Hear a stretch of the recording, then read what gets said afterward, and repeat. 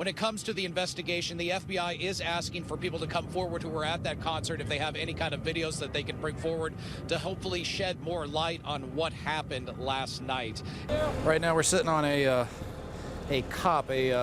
combat outpost, and we're basically in the middle of I guess enemy territory, and we've been on the road, as I said, for about 13 hours, and basically we still got a lot more work to do. One of the roadways we need to get by, some IEDs have been reported, so we're gonna have to go check those out. Travis and his buddies are heading down a remote road inside the forest when they see some kind of ominous light. A craft is hovering over the tree line.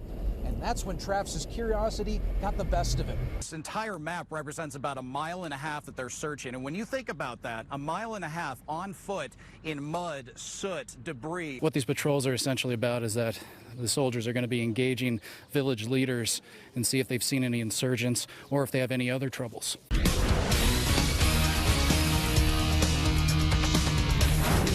On new tonight at 9, the father of a newborn was nearly stranded without a place to stay after an airline would not let him board with his 4-day-old daughter. You know, when Jeff Van Sant pitched a story today in our news meeting, man, everybody was talking about this one. All thanks to one Valley woman, his misfortunes ended up turning into a blessing. Jeff Van Sant with the exclusive tonight.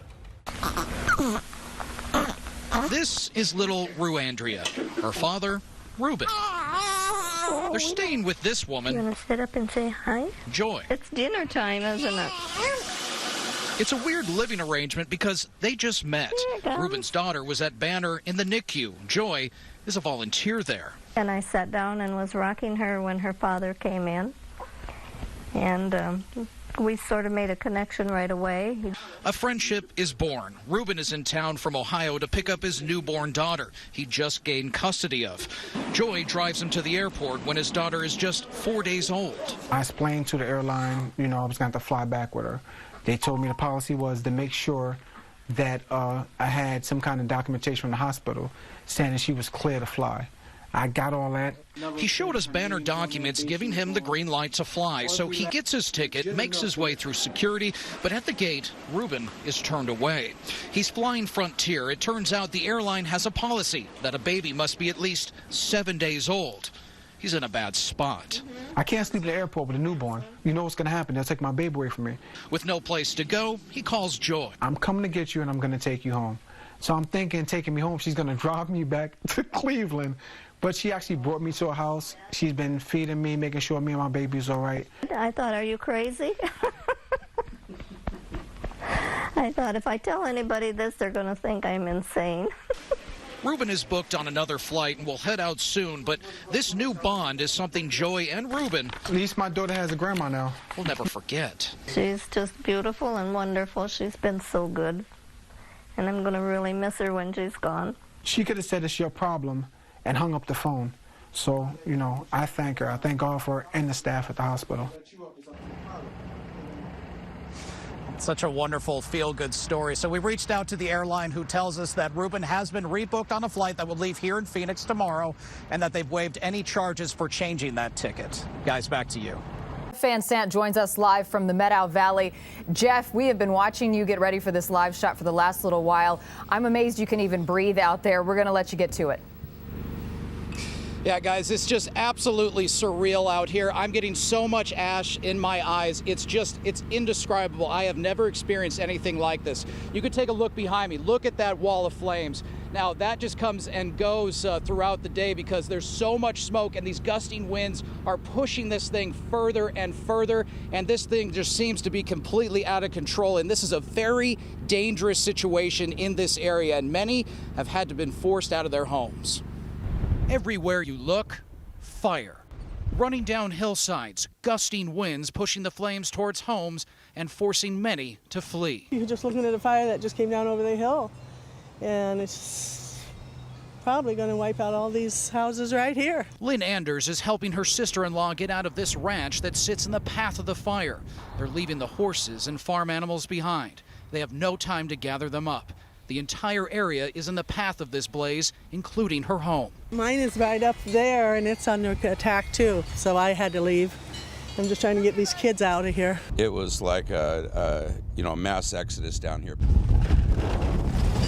Tim Germain packed up his family, leaving a home that might not be there tomorrow. We got all the family and the dogs out, and a house can be replaced. The flames sit right on the edge of his property. It's really something. It's even last night. I mean, it's way worse now, but last night it really looked like the cauldron of hell. You can see flames everywhere you looked. Tim's home sits in the Meadow Valley, an area surrounded by this blaze, heavy smoke, wind, and ash. It's terrible. It hurts the eyes and it hurts the throat, and we have an orange sun again. It's terrible. It's kind of scary. Charlene Montour moved to this area just last month. Her home isn't threatened and prays crews can get a handle on this blaze. So all we can do is just hope for the best, and they haven't said to evacuate or anything.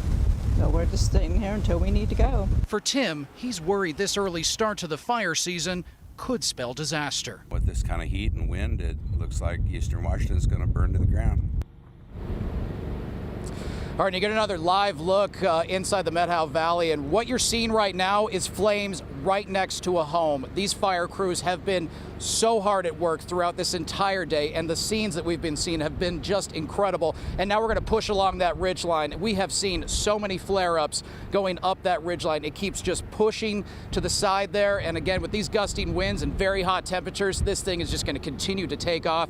But as I said, these crews have been all over this area trying to get a handle on this blaze, and it's not looking good weather-wise. We're going to see temperatures hovering up in the upper 90s tomorrow, and possibly gusting winds up to about 20 miles per hour. So you can imagine how much growth we might possibly see tomorrow. Guys, back to you. Jeff Van Sant joined a battalion based out of Joint Base Lewis McChord in southern Afghanistan, tasked with finding those bombs and keeping vital supply routes open. This is the first of 5 stories of 30 days in Afghanistan. In the moon dust-filled landscape of southern Afghanistan, the 22nd Engineer Clearance Company searches for a dangerous and elusive enemy, improvised explosive devices, or IEDs. And there's 2 ways to find the bomb. It finds you or you find it. Their mission, clearing out explosives planted by the Taliban on vital supply routes. I think you have to be a little bit crazy to do our job, period. It's like a life or death game of chess. They throw this stuff in the route, we trying to find it. If we don't find it, so we get hit. So game over. It is the most dangerous duty in Afghanistan. So far this year, 201 Americans have been killed by IEDs. That represents nearly 2/3 of all U.S. deaths this year. You can get hit any time. You can get ambushed on some of these routes. They're perfect setup for that, so it's kind of exciting too. You have multiple attacks from small arms fire, RPGs, recoilless rifles, IEDs. You gotta be ready at any time. You gotta be vigilant. The 22nd Engineers are based out of Joint Base Lewis McChord. Fire in the hole! Nearly all did some training at the massive 327,000-acre Yakima Training Center. So if you see anything suspicious, call it out. They're now putting their training to good use. These engineers have been in Afghanistan since July. An old saying that is, when we fight, you're in the enemy's backyard. Well, we are definitely here in Afghanistan in the enemy's kitchen. Like many of these soldiers, this is my first time ever in combat. The stakes don't get higher than this. If you don't find something and somebody else gets hit, it'll take a toll on you, so it's a lot of pressure sometimes. So the engineers' vehicles are state-of-the-art MRAPs, Army speak for mine-resistant ambush protected. Getting blown up is in the back of your mind, but it's what we do. The MRAPs are designed to survive powerful IEDs. Some of these soldiers have experienced explosions firsthand. Twice that happened, just look at my arms, I'm okay, look at my legs. But then the next thing, it's my family.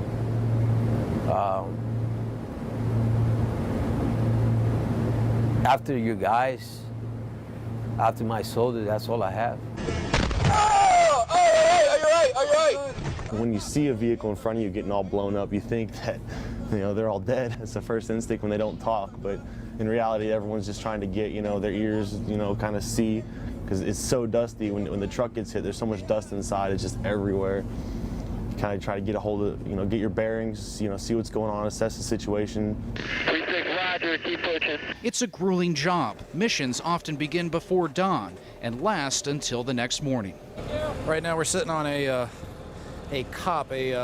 combat outpost, and we're basically in the middle of, I guess, enemy territory. And we've been on the road, as I said, for about 13 hours. And basically, we still got a lot more work to do. One of the roadways we need to get by, some IEDs have been reported, so we're gonna have to go check those out. My brain's fried right now. Is that 17, 20, been up for 18 hours? Something like that? All rugged, bird, got the crew in the back. It's a treacherous and claustrophobic life. Most engineers never get out of their vehicles. If you have to go to the bathroom, you're kind of out of luck. You got to pee in bottles. You're pretty much in everyone's personal space. I wouldn't even say you have personal space. Cramp up, your butt falls asleep. You get thrown around if you're in the gunner's hatch. The creaking, the crackling, the suspension's rough, so it beats you all day. The seats are made for you to survive an explosion, so they're special, and they're not comfortable. I'm not allowed to say exactly where we are, except that it's the birthplace of the Taliban. These men call it the box of death. Just always, always stuff going on. There's just always getting shot at. There's always a bomb. And an enemy that could be anywhere. If you do engage, they'll engage you and then they'll run away. I don't know. They don't wear a uniform. Probably those farmers they farm the land during the day. They probably be the same guy that plays an ID at night.